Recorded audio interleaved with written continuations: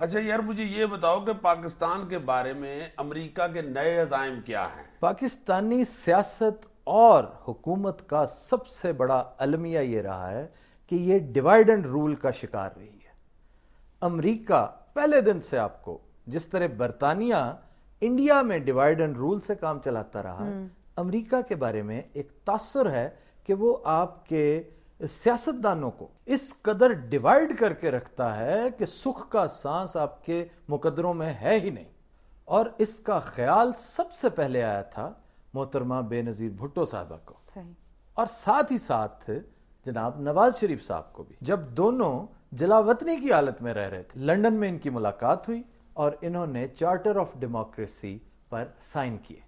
اچھا، charter of democracy کے تحت جو اس کی اسپرٹ تھی وہ یہ تھی کہ ہم نے اب ڈیوائیڈ نہیں ہونا۔ ہم مطلب ہے جو مخالفت کا مطلب دشمنی نہیں ہے، مخالفت کا مطلب دشمنی نہیں ہونا چاہیے، جبکہ آپ اپنی تاریخ دیکھیے کہ سن 50 سے آنورڈز آپ کے ہاں سیاسی مخالفت لگاتار سیاسی دشمنی کی شکل میں نظر آتی ہے، آج تک وہی کیفیت ہے۔ تو یہ ایک گہری سازش کا نتیجہ تھا۔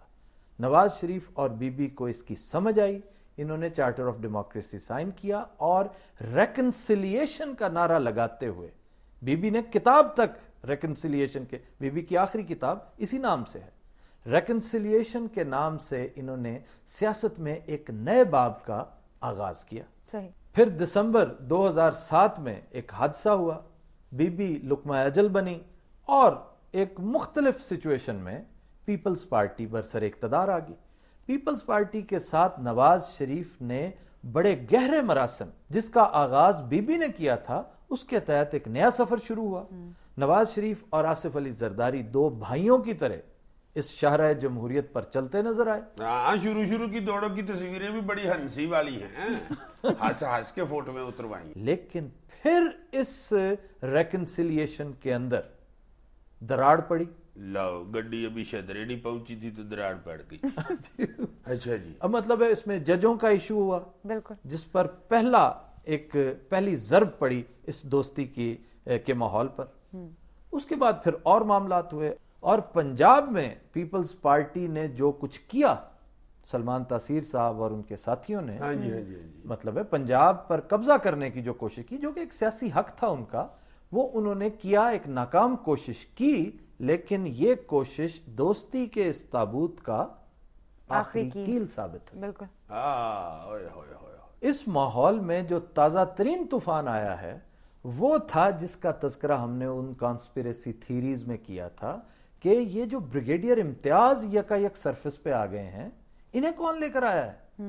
یہ اچانک جنرل اسد درانی کے ایفیڈیوٹس نکال کر بڑے گڑے مردے جو ہے وہ اکھاڑنے شروع کر دیے گئے ہیں، اس کے پیچھے کون سا ہاتھ کار فرما ہے؟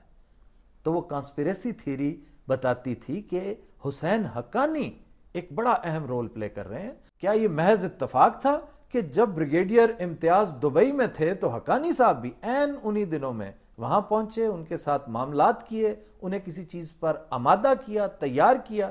مطلب یہ کانسپیریسی تھیری ہے، مطلب اس کا کوئی ہارڈ ایویڈنس نہیں ہے، کہا یہ جا رہا ہے، لیکن دروغ بر گردن راوی۔ ہم تو اس کانسپیریسی تھیری کا تذکرہ کر رہے ہیں اس پرسپیکٹو میں کہ وہ ماحول جس میں پھر بھی ایک رمق موجود تھی ریکنسیلیشن کی، وہ پھر سے تباہ و برباد ہو گیا، اور ایک الزام بلیم گیم کا ایک نیا سلسلہ شروع ہو گیا۔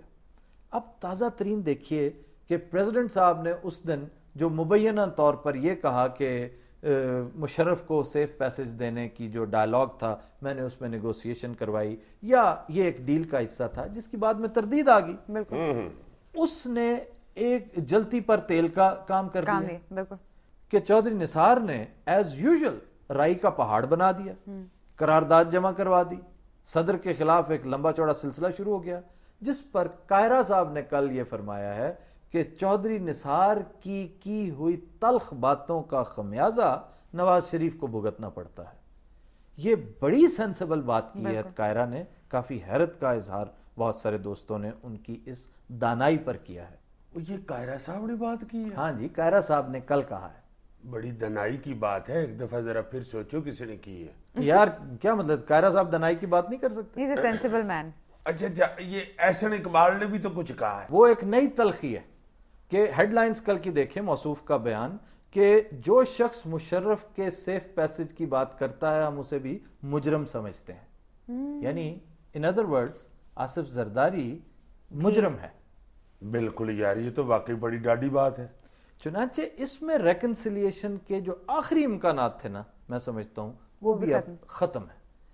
یہ پھر سے تصادم والی وہی پرانی کیفیت، جھگڑے اور کلیش کی سچویشن، اور اس کا فائدہ اٹھائیں گی وہی قوتیں جو پچھلے 60 سال سے 62 سال سے آپ کو ڈیوائیڈ اینڈ رول کے فارمولے کے تحت خوار کرتی اور اپنے مقاصد حل کرتی نظر آ رہی ہیں. اب آپ دیکھیے کہ سینکڑوں گھر آپ کے امریکیوں کے لیے جا رہے ہیں اسلام آباد میں. بالکل.